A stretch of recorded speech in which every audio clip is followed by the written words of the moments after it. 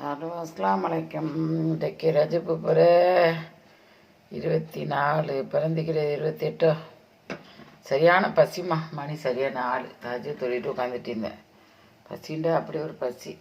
அது ஒரு ப்ரோக்ராம் வேறு பார்த்துக்கிட்டு இருந்தேன். ஜெப்னாக்கார பொம்பளை தமிழ் பொம்பளை ப்ரோக்ராம் போடுறேன்.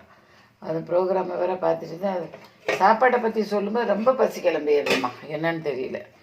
அதனால் என்ன செஞ்சேன், அது இப்படி தான் மஞ்சள் தோசை, மஞ்சள் கலர் போட்டு மைதா மாவோட தோசை சுட்டு சுக்குமல்லி காப்பியும் போட்டுருப்பேன். அதை பார்த்தேன். சரி, அவள் சொல்கிற நல்ல மழை பெய்யுது, வீட்டில் ஒன்றும் இல்லை, தேங்காய்ப்பும் மைதா மாவும் தான் இருந்துரு, 2 தோசையை சுட்டு திண்டுங்கிற. நான் அதை சொன்னவொடனே எனக்கு பசி வந்துடு. நம்ம வீட்லேயே அதானே வைக்கிது, தோசை மாவும் இது தானே வைக்கிது. தோசை மாவு இல்லை, இந்த இது மைதா மாவும் தேங்காய்ப்பூ. நான் தேங்காய்ப்பூ வச்சு திங்கல, இதை சும்மா பிச்சு திண்டுட்டு சுகர் பேஷண்ட்டாக வைக்கிறோமே.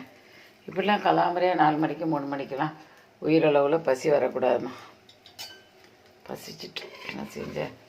பார்க்கவும் தான் ஞாபகம் வருவோனே பார்க்கும்போது அது பார்த்தேன். நம்ம 2 மாவு தோசை சுட்டுருவோம்.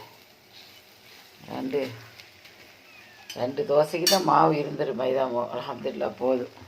கறிப்பிடி எல்லாம் இருந்ததுனால சுக்குமல்லி அதுதான் போட்டு காட்டினாம்மா. கதண்டு 2 தோசையை வச்சுக்கிட்டு மல்லிகாப்பையும் போட்டு காட்டினோடனே மறுபடி 2மே நம்ம வீட்லேயும் இருக்கு, நாமளும் போட்டு திம்போம். இந்த சாமத்தில் குளிருக்கு கடுமையான பசி ஆகிக்கிறேன்ட்டு எலும்பி வந்து சுட ஆரம்பிச்சிட்டேன்.